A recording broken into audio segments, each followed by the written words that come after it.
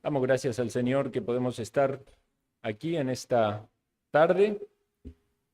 La bendición de una vez más rendir culto al Señor de alabanza, de oración, leer su palabra, orar y ahora meditar en ella. Como dije la mañana, vamos a tener una serie en los domingos por la tarde acerca de la mayordomía financiera. Este es un tema bien importante y he consultado con libros y videos que he encontrado y me han provisto también, y voy a mencionarlos ahora para que si alguno de ustedes quiere leer, buscar o indagar más, para no estar en cada momento citando a los autores. Hay una serie bastante interesante, bonita, del pastor Héctor Salcedo, de República Dominicana. También el pastor Dante Paz me pasó una serie que trata acerca del asunto del trabajo. Hay una serie de proverbios de Luis Contreras, que la dio en México. Hay un autor llamado Andrés Panasiuk, es un compatriota mío argentino, pero sirvió en un ministerio llamado Cron, que se enfocaba en dar asesorías financieras y instrucción financiera con una perspectiva bíblica. En ese mismo ministerio también está el conferencista Larry Brunet, que también hay varios libros de él. Y encontré también algo interesante de un doctor en finanzas cristiano también llamado Castro en internet. Y posiblemente en el transcurso de la serie vaya buscando más bibliografía y material para que podamos enriquecer este estudio. Pero estoy tomando como base un bosquejo que utiliza Andrés Panasiuk en su libro ¿Cómo llego a fin de mes? Y es interesante ese título, ¿Cómo llego a fin de mes? Porque es una de las preguntas que habitualmente nos hacemos cuando tenemos problemas o circunstancias difíciles en lo financiero. Pero entonces, hermanos, consideremos que este es un tema muy importante. Muchas personas pueden querer conocer y buscar instrucción respecto de esto, simplemente por el deseo de tener prosperidad o estar en una mejor situación financiera, quizás salir de problemas, pero no necesariamente porque sean cristianos y quieran honrar a Dios y glorificar a Dios. Entonces nosotros enfrentamos y enfocamos este estudio con una perspectiva de que queremos buscar la gloria de Dios en todas las áreas de nuestra vida. Esto es lo que siempre se ha planteado desde la teología reformada y en el énfasis que queremos dar como una iglesia centrada en la Biblia y en la palabra de Dios, que cada una de las áreas de nuestra vida busque y refleje la gloria del Señor. Entonces, el tema económico o el tema financiero no es un tema menor. Todos tenemos posesiones, algunos más, otros menos. En alguna medida tenemos recursos económicos, dinero o bienes materiales y tenemos la responsabilidad del uso de ellos. Todos somos administradores y debemos rendir cuentas a Dios de la manera en que lo hacemos. La Biblia no evita este tema, por el contrario, hay un énfasis bastante notorio, quizás por ser algo tan necesario en el diario de vivir, que encontramos tantas alusiones y versículos referidos a las posesiones materiales, a los bienes materiales, incluso al dinero, a los recursos. Hay más de 2.200 versículos que hacen alusión al dinero y a las posesiones. Si consideramos tan solamente las parábolas del Señor, 16 de las 38 tratan del tema de dinero y de posesiones. Y en el Nuevo Testamento encontramos que 1 de cada 10 versículos tratan acerca de la administración de los tesoros terrenales. Hay varios pasajes bíblicos, podemos recordar, en algún momento de este curso lo vamos a citar algunos de ellos nuevamente, pero podemos recordar esa parábola del rico y Lázaro y cómo se describe la vida de uno y de otro hasta que finalmente mueren, y se hace también alusión a su vida después de la muerte. Recordamos también el joven rico que se acercó al Señor porque quería heredar la vida eterna y le pregunta qué debía hacer para heredar la vida eterna. Podemos recordar también aquel rico que tenía graneros y quería ampliar sus graneros, derribar esos más bien y construir otros mayores para guardar todos sus granos. Pero esa noche, decía el Señor, venían a buscar su alma y todo aquello que había provisto, ¿de quién iba a ser? Y quisiera mencionar otra más como ejemplo, porque hay muchas más. En la predicación de Juan el Bautista, el tema del dinero no fue algo que él evitó, porque cuando los soldados se interesaron por su mensaje y por el llamado al arrepentimiento, ellos dijeron, ¿qué haremos? Y él les dijo, no hagáis extorsión a nadie y contentaos con vuestro salario. Entonces, como ven, hay muchos ejemplos de la palabra de Dios que toca este tema de la situación financiera y la administración financiera o la relación que hay entre la persona y el dinero. Hoy vamos a leer uno y tomar la meditación de ese. Vamos a Mateo capítulo 25 y vamos a leer un texto bastante conocido que es la parábola de los talentos. Y nuestra reflexión en esta introducción va a ser sobre este texto. Mateo capítulo 25, versículo 14 al 30. Vamos a hacer una oración más antes de leer la palabra. Padre Santo, gracias te damos por este momento. Quiero pedir, Señor, tu bendición en esta exposición, en este tema que estamos tratando, que entendemos que es importante para todos nosotros, que podamos, Señor, estar instruidos a la luz de tu palabra con los principios bíblicos, preparados y capacitados para poder reflejar tu gloria y buscar tu gloria en este tema tan importante de la mayordomía, de la administración de nuestras finanzas. Pedimos, Señor, que nos conceda sabiduría de lo alto, discernimiento espiritual, que podamos también, Señor, tomar con humildad tu palabra y ponerla en práctica para provecho en nuestra propia vida y también para utilidad en tu reino. Lo pedimos en el nombre de Jesús. Amén. Dice así la palabra de Dios. Porque el reino de los cielos es como un hombre que yéndose lejos llamó a sus siervos y les entregó sus bienes. A uno dio 5 talentos, a otro 2 y a otro 1, a cada uno conforme a su capacidad, y luego se fue lejos. Y el que había recibido 5 talentos fue y negoció con ellos y ganó otros 5 talentos. Asimismo, el que había recibido 2 ganó también otros 2. Pero el que había recibido 1 fue y cavó en tierra y escondió el dinero de su señor. Después de su tiempo, vino el señor de aquellos siervos y arregló cuenta con ellos. Y llegando el que había recibido 5 talentos, trajo otros 5 talentos, diciendo, Señor, 5 talentos me entregaste, aquí tienes, he ganado otros 5 talentos sobre ellos. Y su señor le dijo, bien, buen siervo y fiel, sobre poco has sido fiel, sobre mucho te pondré, entra en el gozo de tu señor. Llegando también el que había recibido 2 talentos, dijo, Señor, 2 talentos me entregaste, aquí tienes, he ganado otros 2 talentos sobre ellos. Su señor le dijo, bien, buen siervo y fiel, sobre poco has sido fiel, sobre mucho te pondré, entra en el gozo de tu señor. Pero llegando también el que había recibido 1 talento, dijo, Señor, te conocía que eres hombre duro, que ciegas donde no sembraste y recoges donde no esparciste, por lo cual tuve miedo. Y fui y escondí tu talento en tierra, aquí tienes lo que es tuyo.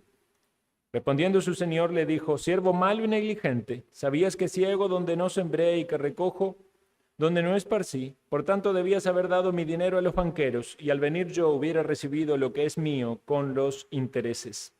Quitadle pues el talento y dadle al que tenía 10 talentos, porque al que tiene le será dado y tendrá más, y al que no tiene aún lo que tiene le será quitado. Y al siervo inútil echadlo en las tinieblas de afuera, allí será el lloro y el crujir de dientes. Entonces tenemos este texto bastante conocido, esta parábola donde vemos que cada uno de los siervos recibe un talento, que no debemos entenderlo como lo que entendemos hoy, un talento, una habilidad o una capacidad, sino era una moneda. Eso tiene que ver con un precio, un valor económico. Y ellos tenían que invertir o trabajar con ese dinero, hacer producir ese dinero para generar más dinero para su señor. Entonces vemos que 2 de ellos, de lo que recibieron, lo multiplicaron y pudieron entregar a su señor el fruto de ese trabajo, pero otro decidió guardarlo, esconderlo, en su entendimiento acerca de cómo Dios era y cómo Dios iba a actuar, le llevó a tener miedo y entonces lo guardó y no hizo ningún esfuerzo por multiplicarlo, por producir más para su señor. Y esto sabemos que desagradó claramente al Señor. Tenemos otro texto, en otra parábola que también nos habla de un administrador, pero en ese caso era aquel mayordomo que era astuto, ¿recuerdan? Y sabía que se le estaba terminando su oportunidad de trabajo porque el Señor le iba a pedir cuenta. Y entonces, ¿qué hizo? ¿Recuerdan? Buscó a todos aquellos que eran deudores, acreedores de su amo, ¿verdad? Los que tenían deudas, y entonces los llamó y le dijo, ¿cuánto debe usted? Tanto, vamos a bajar esa cuenta para caer en gracia a él con esos deudores. Y así lo hizo con varios. ¿Por qué? ¿Qué era lo que pensaba en su astucia?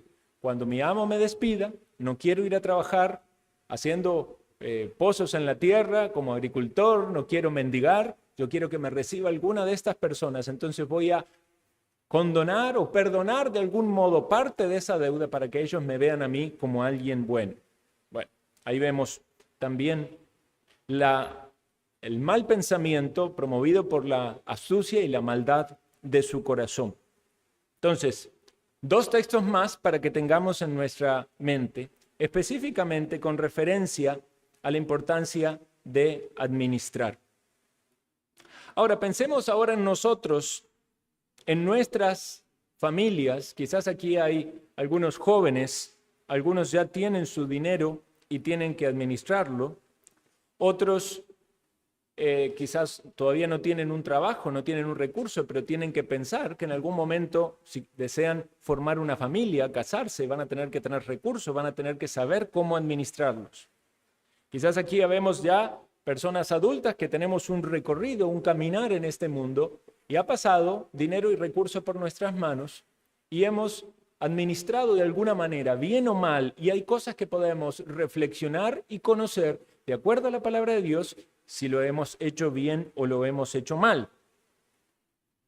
Entonces necesitamos conocer nuestra situación y entender que la forma en la que gastamos el dinero está ligado a su vez con la forma en la que tomamos decisiones en la vida. Y esto está ligado a los valores, a la escala de valores que tenemos, y esto a su vez está ligado a nuestro carácter. Entonces, aunque hay una cuestión muy práctica que tiene que ver cómo manejamos el dinero, en el fondo está nuestro carácter. Como dije al inicio, todos tenemos esa lucha de cómo llegar a fin de mes. El hermano José Andrés hoy en la mañana hacía la ilustración de la carrera esa, la maratón. Bueno, ustedes saben que también cuando iniciaron los Juegos Olímpicos, la carrera, una de las carreras, ahora se hace como una representación, pero en su origen, esa carrera tenía que llevarse una antorcha. Entonces, para que llegara a la meta y ganara, tenía que tener la antorcha encendida. Cuando pensamos en el tema de las finanzas, no es una carrera de 100 metros de velocidad rápida y corta, no, es más bien una carrera de obstáculos. Es una carrera de esas que hacen en la montaña, por senderos. Quizás hay que pasar algunos ríos o algunos pantanos, quizás hay que en algún momento nadar. Requiere esfuerzo, ser perseverantes y tenemos que hacer lo posible para llegar y llegar bien, llegar allí con la antorcha encendida. Muchos tienen problemas para llegar a fin de mes. Y yo no quiero en esto ponerme en una posición como de alguien que está superado o que yo no tengo conflictos. Yo también estoy aprendiendo de muchas de estas cosas que estoy meditando y estudiando. Y sin duda el Señor también bendice primeramente mi vida y puedo compartir con otros. Y si algo lo he hecho bien es por la gracia y la misericordia del Señor. Y todos debemos tener ese pensamiento. Pero es cierto que hay dificultades para llegar a fin de mes. Entonces, hay una ilustración interesante que comenta este conferencista, Andrés Panasiuk. Él dice que con mucha frecuencia él viajaba por su trabajo, su responsabilidad ministerial, para compartir estos temas y edificar a los hermanos en conferencias que se hacían. Y una vez se le acercó una pareja, estando en México, en una situación bastante difícil. Los dos hablaban con él y contaban su situación, y los trabajos que tenían los dos eran trabajos muy precarios, trabajos muy básicos, con un salario mínimo. Ganaban, en ese momento que se escribió ese libro, $5 al día. Y eso era, lo ponía en una situación difícil al punto tal de conseguir las cosas básicas para vivir, al punto tal que el esposo, ¿verdad? El señor en este matrimonio dice que con algunas oportunidades lo que hacía era cruzar la frontera a Estados Unidos para comprar cosas más baratas y regresaba a su país para poder así ahorrar algo. Entonces, él estaba atendiendo ese caso y aconsejando. En otra circunstancia, ya en territorio norteamericano o en otra conferencia, también en una ciudad que se podía decir que estaba cercana geográficamente porque estaba del lado norteamericano, se acerca también un matrimonio planteando de que estaban teniendo conflictos con la situación financiera. Eran personas muy amables, muy bondadosos en la sociedad, con sus trabajos estables, ¿verdad? Participaban en una iglesia y tenían, digamos, podemos decir, una vida de servicio, pero estaban teniendo conflictos en el matrimonio, y esto tenía que ver con que los gastos que tenían los ponían en una situación incómoda y no podían llegar a fin de mes. Entonces, cuando este conferencista se pone a hablar con ellos, indaga un poquito más acerca del asunto, pregunta cuánto eran las ganancias y entre los salarios de los dos sumaban $10,000. Entonces, en ese momento que él estaba hablando con este matrimonio norteamericano, viene a la mente la situación de los mexicanos con los que había hablado con anterioridad. Y entonces él piensa en ellos y dice, ¿cómo se sentirían ese matrimonio que tiene que sobrevivir con $10 al día si de repente empezaran a cobrar 10,000? Y él entonces, mientras hablaba con estos otros americanos y vacilaba y decía, yo no sé si pegarles ahora o pegarles después, pero en tono de broma, ¿verdad? Llegó a esta conclusión que es bien importante. Dice, posiblemente estas otras personas que ganan mucho menos, si ganaran $10,000, estarían muy alegres los primeros meses, pero llegaría el punto donde estarían en la misma situación que están estos otros. Porque el problema se da tanto en el que gana mucho como en el que gana poco. Y quizás también podamos reflexionar nosotros que si en nuestra vida pasada tuvimos ingresos menores y teníamos dificultad para llegar a fin de mes, ahora tenemos ingresos mayores y también tenemos dificultad para llegar a fin de mes. El problema no está tanto en la cantidad del ingreso, sino más bien en el estilo de vida y el nivel de gastos que uno quiere vivir, quiere tener. Entonces, cuando más dinero recibe alguien, rápidamente va a gastar más dinero. De modo que no va a importar tanto cuánto tenga, sino cuánto quiera gastar y cuánta satisfacción tenga con aquello que quiere gastar. Aunque unas personas pueden estar en estratos económicos diferentes, el problema en el fondo es el mismo.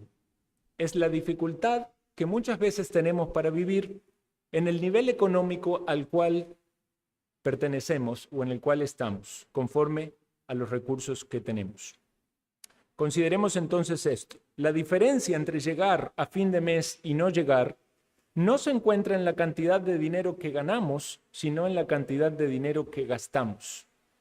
Ahora, alguien va a decir, bueno, pero usted no sabe lo que es estar en una situación extrema. Bueno, quiero decirle que sí lo he experimentado. Yo he pasado por situaciones bien extremas. Y ciertamente hay circunstancias, y podemos pensar en gente en este mundo, ¿verdad? En algunos países, sobre todo, en África, en Haití, o gente en países como Venezuela, que sabemos que tienen que inmigrar, pero hay ciertas circunstancias particulares donde podemos decir que se sale de esta regla. Pero en la mayoría de los casos, cuando se está haciendo lo que cada uno debe hacer conforme a los órdenes de la creación, como hablábamos hoy en la mañana, el orden de la creación es que hay que trabajar para el sustento diario. Si alguien no quiere trabajar, que tampoco no coma. Evidentemente, si alguien no trabaja va a estar en una situación adversa, pero si alguien está ganando el dinero y ocupando su tiempo correctamente para proveerse, entonces hay una realidad económica de un nivel en el que está y tenemos que buscar este balance entre lo que ganamos y lo que gastamos. Y aquí hay un principio clave que Panasiuk lo llama el principio de la felicidad, pero en resumidas cuentas lo que quiere decir es lo que la Biblia define como contentamiento. Necesitamos tener esta joya, dice un autor cristiano, esta rara joya del contentamiento.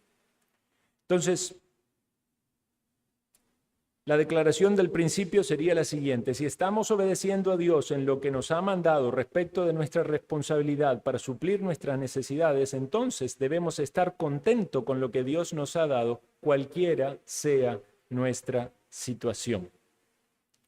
Si no estamos haciendo lo que se espera de nosotros como individuo, debería haber arrepentimiento, un cambio de acción y hacer entonces todo lo que podemos. Pero si lo estamos haciendo, descansar en Dios y tener contentamiento con lo que Dios nos da hoy. Dice Larry Bruquet en otro de sus libros de finanzas, la forma en la que manejamos nuestro dinero es una demostración externa de una condición espiritual interna. ¿Escuchó eso? La forma en la que manejamos nuestro dinero es una demostración externa de una condición espiritual interna. Imaginemos un caso, algo que seguramente más de uno lo ha experimentado. Imaginemos que usted quiere comprar un electrodoméstico que necesita para su casa. Una heladera, una refrigeradora, una cocina. Pensemos en una cocina. Entonces se va a averiguar precios, importadora Monge, Goyo, ¿verdad? Y allí la ve y dice, bueno, esta es la cocina, cuesta 300,000 colones. Usted recuerda que la de su casa está ahí toda media torcida, todavía funciona, pero no está del todo bien.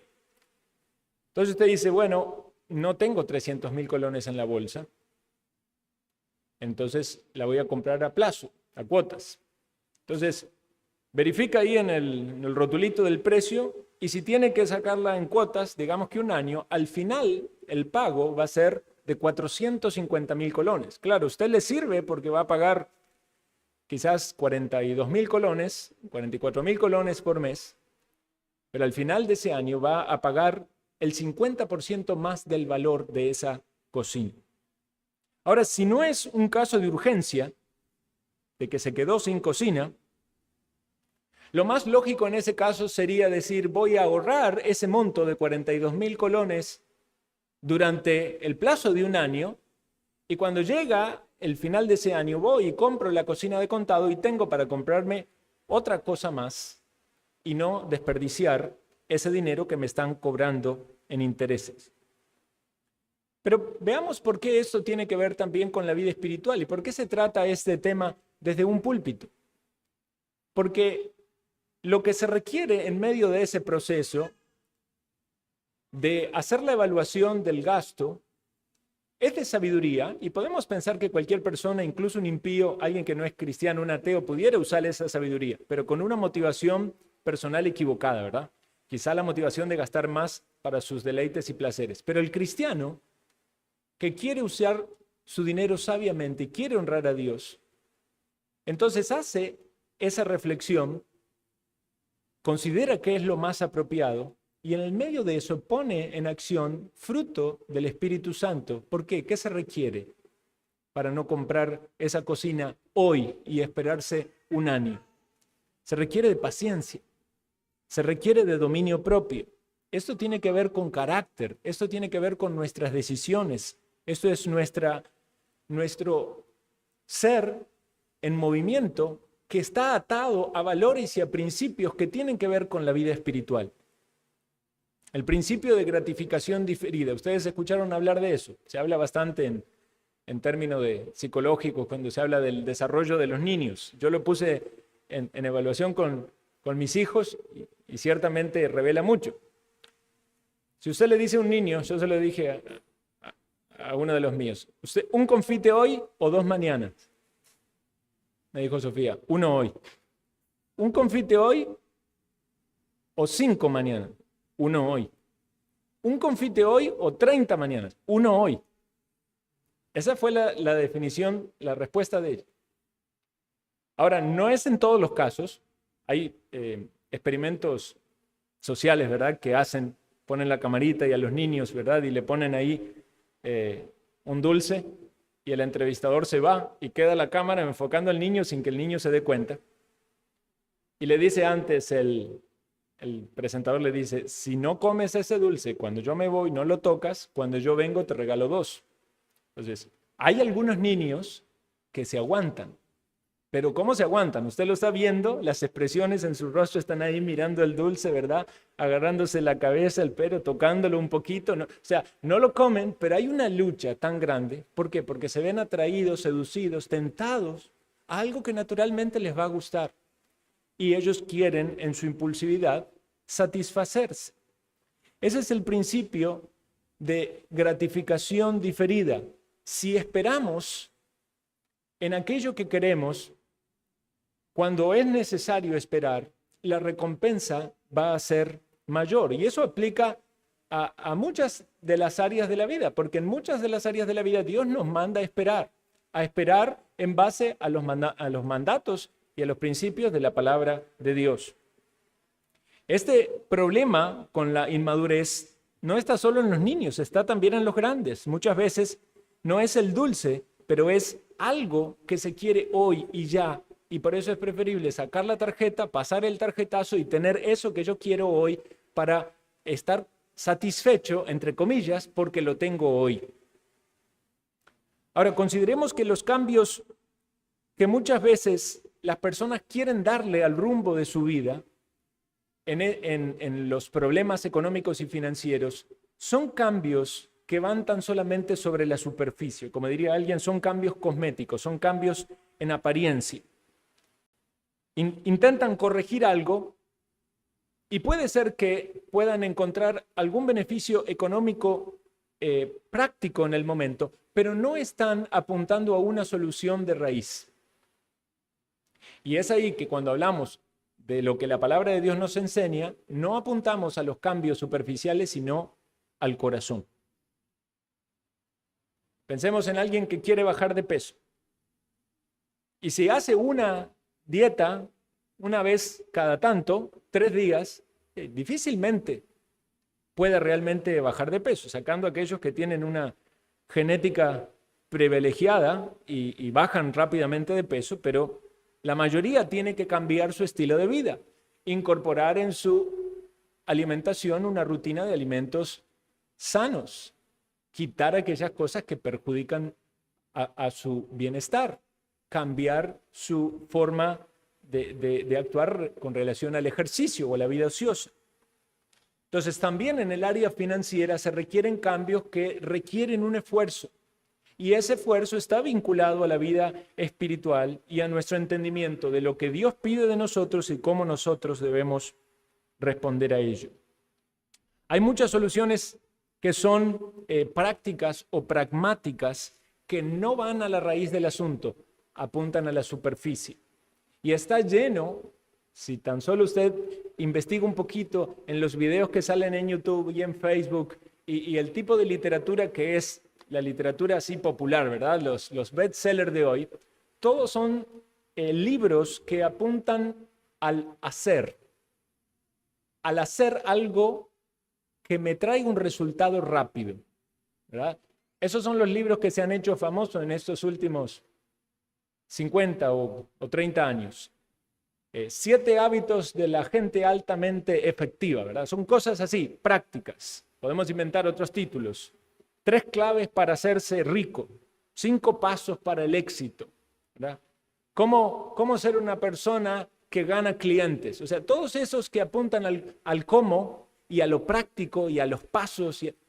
Esto es un mensaje directo a lo que usted tiene que hacer y que le va a traer resultados, los resultados que usted desea. Pero no están tratando con el interior de la persona, no tratan con el ser. Cuando nosotros queremos realmente hacer un cambio que refleje lo que Dios quiere para nuestra vida, Dios quiere trabajar con nosotros como personas, en nuestro ser, porque el plan de Dios para con su iglesia, para con los creyentes, es formar a Cristo en nosotros. Es decir, que el carácter de Cristo tiene que ser formado en nosotros, para que nosotros vivamos la vida de Cristo, no en nuestra fuerza, sino en el poder del Espíritu Santo, para que reflejemos el carácter de Cristo en cada una de las áreas de nuestra vida, en nuestra familia, en nuestro trabajo, en la manera en la que vemos este mundo, la economía, la política, el entretenimiento, nuestras finanzas. Entonces, la palabra de Dios, correctamente entendida y correctamente aplicada, va a llevarnos, sí, en cierto momento, a tomar sabias decisiones que son prácticas. No todas estas cuestiones pragmáticas son necesariamente malas. El punto es si estamos primero dispuestos a trabajar en quiénes somos antes de qué hacemos. Porque usted puede tener un problema económico, una situación familiar complicada, tiene deudas por aquí, por allá, no llega a fin de mes y puede ir a un asesor financiero y el asesor financiero le va a dar prácticas acerca de cómo salir de esa situación. Pero no es lo mismo que venir a una iglesia y escuchar un mensaje de la palabra de Dios del cual queremos sacar principios bíblicos que trabajen en nuestro ser. Porque usted no lo va a aplicar solamente en el área de la administración financiera. Lo está tomando para su vida, está queriendo ser formado y entrenado para reflejar el carácter de Cristo y llevar gloria a Dios en este asunto. Una vez un hombre notó en su casa, una casa en Estados Unidos, ustedes saben que en Estados Unidos hacen las casas, ¿verdad? En su mayoría de madera, ¿verdad? Hacen estructuras de maderas y yeso, ponen estas láminas de yeso, solamente hacen una base. Y ese hombre que había comprado una casa, un día notó de que había una rajadura en esas paredes de yeso. Entonces llamó a uno de estos constructores, trabajadores, albaniles, le dicen ellos, de carpinteros, porque tienen que trabajar mucho en la madera.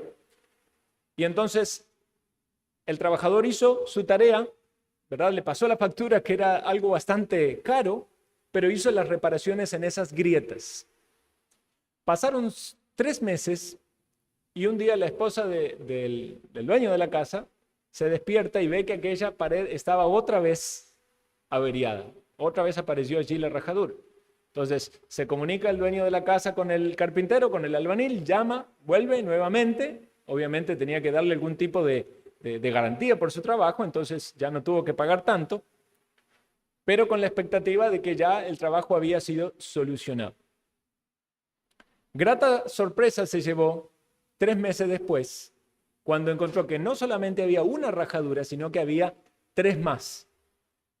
Y entonces ya estaba cansado con esa idea de volver a llamar al mismo trabajador y contrataron a otro carpintero, albanil, que cuando llegó allí y inspeccionó bien las averías de esa casa y dio vueltas considerando todo el edificio, se acercó y le dijo: lo siento, pero no lo voy a poder ayudar en su trabajo. Esto no es algo para un carpintero albanil. Pero ¿cómo? ¿Cómo no es eso? Si usted se dedica a esta profesión y esto está con madera y tiene yeso. Dice, no, el problema no está ni en las maderas, ni en el yeso, ni en el revestimiento que se está utilizando. El problema de esta casa está en los cimientos. Mientras los cimientos no sean firmes, las rajaduras van a seguir apareciendo. Todas las reparaciones que se hagan van a ser temporales y van a volver a salir a la luz. Consideremos matrimonios, familias con problemas económicos, discusiones, conflictos por las finanzas, problemas que quizás traen un momento de calma cuando en un manotazo de ahogado salen de una situación difícil, que alguien lo van a embargar o que le van a pasar la cuenta a cobro judicial. Quizás alguien que ayuda por un momento, algún negocio, alguna venta de último momento. Muchas veces esos problemas y esas situaciones reflejan las grietas de las finanzas de una familia, de un hogar, que no sirve de que sean empastadas y solucionadas, sino que hay que trabajar en la base, en el fundamento. Doctor Castro, que tiene unos mensajes sobre la situación financiera, da un test de autoevaluación acerca de su situación financiera. Él lo da con 8 puntos, pero yo lo voy a dar con 10. Permito la adaptación. Considere estos 10 puntos y piense si es su problema o no es su problema. Y si es su problema, sume un punto. Si no lo es, déjelo de lado. Punto número 1. No llegas a fin de mes con frecuencia o tienes que pedir prestado para cubrir los gastos de ese mes. Punto número 2. Discutes con tu cónyuge por motivos de dinero o gastos. Punto número 3. Hay personas o empresas a los que les debes y estás en impago. Punto 4. Tienes preocupaciones de que te quiten las cosas que has obtenido, cosas materiales. Punto 5. No puedes dar, regalar o compartir con otros. Punto 6. Consideras a las personas, a las demás personas, o las evalúas en base a su situación económica. Punto 7. No puedes hacer ahorros, ni para urgencias o para vacaciones, no puedes hacer ahorros. Punto 8. No puedes dar ofrenda. Punto 9. Compras cosas o te das gustos de cosas que sabes que no deberías comprar. Punto 10. Te resistes a hacer cambios radicales y a bajar tu nivel de vida. Si usted le pone un punto a cada uno de esos y suma, si usted tiene más de 5 o 6 puntos, usted está en un problema de crisis financiera. Si tiene 3 o 4, podemos decir que está en la medida de la mayoría de las personas. Si tiene menos, entonces está en una buena situación. Pero no es ni para que se jacte aquel que está bien, ni para que se raje las vestiduras aquel que está en una situación mala. Hacemos esto para nuestro beneficio, para nuestra autoevaluación, para poder mejorar, para poder crecer, para poder aprender. Alguien puede decirme, pero pastor, ¿usted cómo va a hablar de situación financiera? Si mire su carro, todo viejo, todo estartalado ahí, con huecos por todos lados. No estamos hablando, hermanos, de prosperidad. No estamos hablando de lo que se predica en este mundo. Ven a Cristo para que Cristo solucione tus deudas, para que salgas de la promesa y Cristo te va a hacer rico. No, más bien las advertencias que tenemos en la palabra es cuidado con el que quiere hacerse rico, porque el que quiere hacerse rico tiene un problema en su carácter y en su corazón. Tiene amor por las riquezas y eso es raíz de todos los males, el amor al dinero. Más bien el que quiere hacerse rico debe desistir. No es que esté mal ser rico, si Dios te prospera, amén, gloria al Señor. Yo recibo esa bendición si Dios me lo da, pero también el tema es cómo llegamos a ese punto. ¿Qué estamos dispuestos a perder por eso? ¿Qué camino vamos a tomar? O si vamos a tomar como decía el versículo de memorización, el camino de los impíos, ¿verdad? Esa esperanza que será cortada, esa esperanza que perecerá. Porque muchos quieren hacerse rico en este mundo. Por eso todos sacan los videos y los libros de cómo hacerse rico. Y le meten en la gente que tiene que ser rico. Y le hacen creer de que si no son ricos no son felices. Pero la Escritura nos dice que la vida del hombre no consiste en la abundancia de los bienes que posee. Podemos ver a una persona que quizás no tenga bienes lujosos en este mundo. Quizás no tenga una casa propia. Quizás no tenga un carro que no es algo codiciable, destacable, pero tiene sus finanzas saludables. Y puede haber otra persona que tenga un mejor nivel de vida, un mejor estatus, más confort, más placer en su nivel de vida, pero está hasta el cuello en su situación financiera y la manera en la que está manejando las cosas no es prudente ni sabia. Entonces no hablamos desde la perspectiva de alguien que logró éxito material, sino lo que buscamos es lograr la fidelidad al Señor, independientemente de aquello que Dios quiera proveernos o no. Cuando nos damos cuenta, hermanos, de nuestra situación, hacemos nuestro análisis y vemos los problemas que tenemos, las dificultades que tenemos para llegar a fin de mes, para ordenar nuestras finanzas, lo peor que podemos hacer es cerrarnos en nuestro corazón, levantar la cabeza, erguirnos como que somos valientes, ¿verdad? Y seguir en el mismo camino. Algunos de ustedes escucharon la historia de aquel buque de guerra norteamericano, ¿verdad? Que iba con gran velocidad en las aguas creo que era el mar Mediterráneo, y avista a lo lejos una luz parpadeando. Entonces el capitán le dice al marinero, marinero, avise a ese barco que viene allá en el horizonte que vire 30 grados a la derecha porque nosotros vamos en esta dirección. Entonces el marinero le dice, derive su rumbo, vire 30 grados a la derecha porque aquí va el barco, el acorazado, el destructor Roosevelt de la Armada norteamericana, ¿verdad? Y entonces recibe la respuesta del otro lado y le dice la contestación, aconsejamos que ustedes giren 30 grados a la derecha. Entonces el capitán cuando oye eso dice, pero ¿quién es este que se atreve a decirnos eso a nosotros? Entonces el capitán toma ahí el mando, ¿verdad? Y le dice, habla el capitán del acorazado Roosevelt de la Armada norteamericana. Gire ustedes 30 grados a la derecha porque vamos en su dirección y vamos a colisionar. El otro lado escucha la respuesta. Soy un marinero de segundo rango y le digo, señor capitán, que no vamos a girar y que ustedes tienen que girar 30 grados a la derecha. Para este momento el capitán ya estaba furioso, ¿verdad? No podía creer cómo un marinero de segundo rango se rebelara de esa manera. Entonces ya le dice, ordeno que giren ustedes 30 grados. Somos un buque de guerra y estamos dispuestos a usar toda la fuerza nuclear. Y del otro lado escucha la respuesta y dice, soy el faro de San Sebastián. Le ordeno que gire 30 grados a la derecha. Cuando entonces se dio cuenta el capitán de que estaba luchando en contra de algo que no podía cambiar, no tuvo más que girar su rumbo. Quizás alguien pueda ponerse furioso como ese capitán cuando sabe que Dios le está diciendo que gire en la dirección equivocada en la que va. No tope con cercas, no choque contra aquellos que no quiere chocar. Reconozca la necesidad que tiene de un cambio.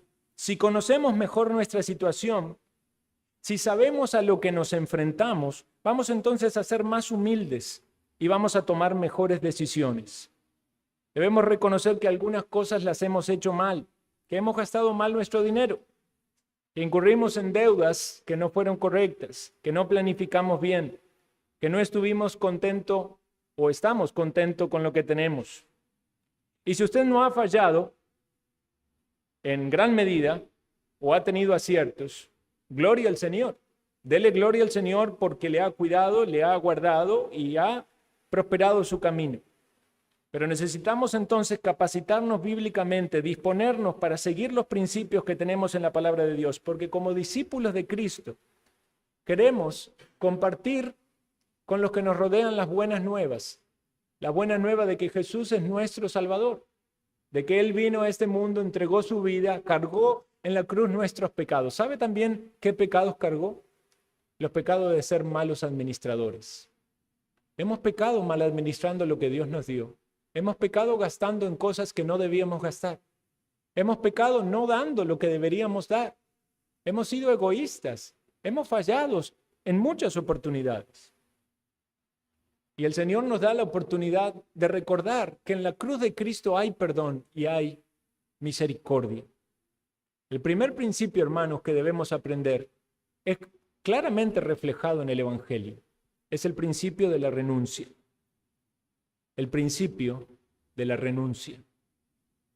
Pregúntese usted lo siguiente: ¿cómo se ve a sí mismo? ¿Como dueño de lo que tiene o como administrador? Usted me va a decir: pastor, yo soy dueño, yo tengo esto a mi nombre, la casa a mi nombre, el carro a mi nombre. ¿Cómo nos vemos? ¿Como dueños o como administradores? Cuando alguien se ve como dueño, le cuesta más administrar. ¿Por qué hacen muchas veces los dueños, los propietarios? Contratan administradores. Porque el dueño está involucrado emocionalmente con aquellas cosas que tiene. Y entonces, ese involucramiento no le ayuda para tomar decisiones sabias. El dueño tiene dificultad para tomar las decisiones difíciles. Muchas veces las toma demasiado tarde. El administrador sabe que las posesiones que maneja no son suyas, por lo tanto, está despegado de las emociones y puede tomar las decisiones difíciles a tiempo. Esa es la gran diferencia en la situación económica de unas personas y de otras. Daniela y Carlos, un ejemplo que cita uno de los autores, vivían en Miami y buscaron ayuda con un amigo, comentaron su situación económica, tenían deuda por $135,000. Los dos tenían muy buenos trabajos, ganaban muy bien, pero estaban ahogados con sus deudas.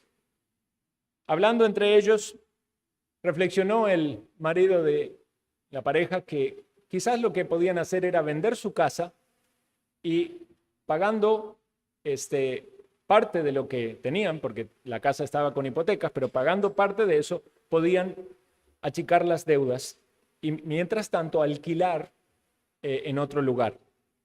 Cuando dijo eso, la esposa enseguida abrió los ojos bien grandes y dijo: con la casa no, con la casa no. Allí estaba su corazón, allí estaba su apego, allí estaba su ilusión. Habían construido la casa que quería, era su sueño.